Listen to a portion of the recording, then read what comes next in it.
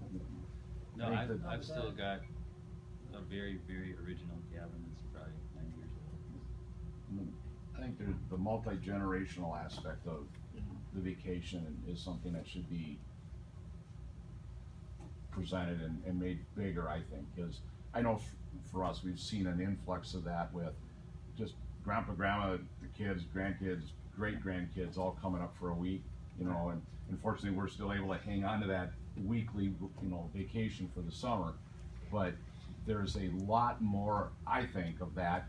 Maybe it's as I'm getting older, I see that, but there is that time where they spend together that probably doesn't happen outside of that week, maybe a couple hours at Christmas and Thanksgiving, but they're there for a week. You know, I told a story, you know, grandpa brings the grandkids up at 7 and grabs candy and is like, don't tell mom, you know, and stuff like that, but those are the memories that they're gonna remember, you know, forever versus running to hockey practice and stuff like that. So how do you capture that with what's, you know, there's lots of really cool places to go stay, and there's a diversity from that to the high end that, you know, wherever.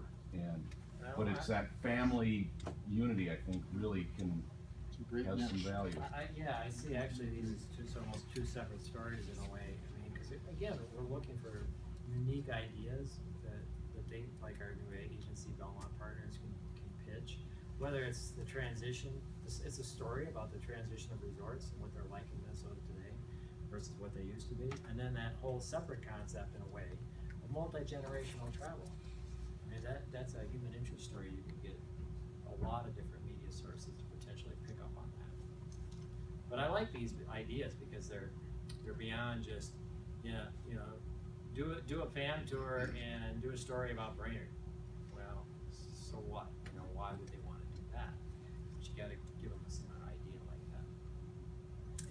Any other thoughts on PR? You like the only in MN? Heard one comment about that. I heard a comment actually in one of our sessions in the metro area, which just gave us pause. They said the only in MN is great, doesn't work internationally though. People have no idea what MN is international. So, yeah, that was something that we hadn't quite totally thought through because it was developed as domestic. Our international workers can help with that.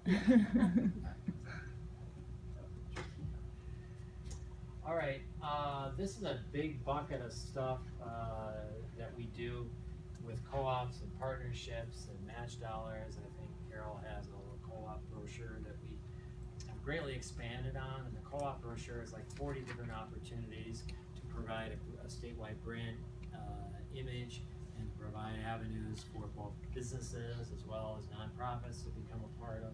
So that's something we do. We generate a lot in terms of partnerships with different groups. We actually brought in $9 million last year, cash and in kind, which was an all-time record. By state law, I think we have to bring in 1.5 million. So we're supposed to bring in, we brought in 9, which makes me feel good about that. We don't do it because there's an incentive. We do it because it makes sense. It expands our value, just like we do something with DNR. Not that we're getting credit for it, it just gets our message out there in different ways. So we do that in partnerships and a variety of other activities. A lot of places where you can go under these questions. Are you guys familiar with the co-ops? Do any of you participate in them? Do you like them? Do you not like them?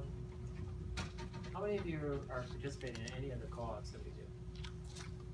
Well, 3. I mean, as an association. Association does? Yeah. That's what the association. And the reason that you don't as an individual business is because it's not really targeting the consumers you want to target, or is it the cost, or what? No, I'm actually considering doing it this year. Okay. So when you say participate from the standpoint of advertising and Explore Minnesota publications, or more of a matching grant type program? No, what the co-ops are, and Carol has some brochures about it, there's a list of 40 different types of advertising opportunities, everything from digital to, I don't know if search is a part of it or not, and all the way up to television and radio and things like that. And so we negotiate basically with the vendor some kind of a buy down, we've got buy down the rate for something, you know, so then you can get into it cheaper than you can on your own. And we offer it up and say who wants to participate, and if people don't wanna participate, then it goes away. But it's really been expanding throughout the years. Anything you wanna add to that, Carol, about the program? Well, I think What's in there? before this year, we've had like 5 or 6, now we have 40. So I think the learning curve of getting to know that, yes, your business, there's probably something in there that you might be able to afford. It's all different ranges, from very economical to you're really gonna invest in something. So please stop by the booth, and I've got some brochures there, I'd be glad to. But if there's something in there that doesn't make sense, or you think it's missing, let us know, because it's a real industry-driven program. Our grant program, still going on. We've had some discussions amongst our council, potentially put a stake in the Harbor Grant program, but a lot of the industry said no, we need to keep that program going. And so as resorters, you can probably only participate through the Resort and Campground Association, and that's where those dollars come from for that. What about research? Any kind of research that you think that, I mean, we do a lot of different kinds of research, but is there anything that you would like to know that you don't know about consumer? Whether it's economic impact, whether it's customer profiles, whether it's travel intention that you'd like to see us focusing on?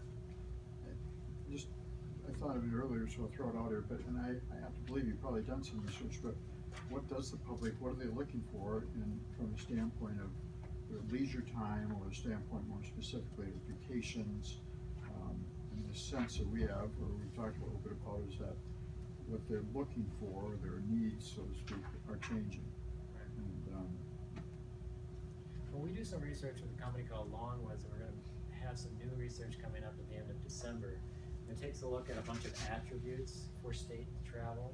I mean, it's a list of 30, 40 different attributes.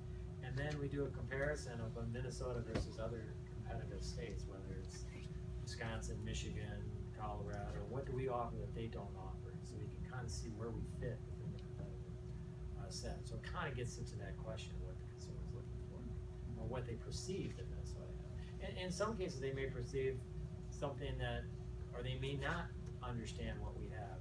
And so we may not show up, and that may be an opportunity too. So we look at it a lot of different ways. I'll just share, maybe, I don't know if it relates or not, but a number of years ago, I did a survey amongst my guests, and one of the questions in it was,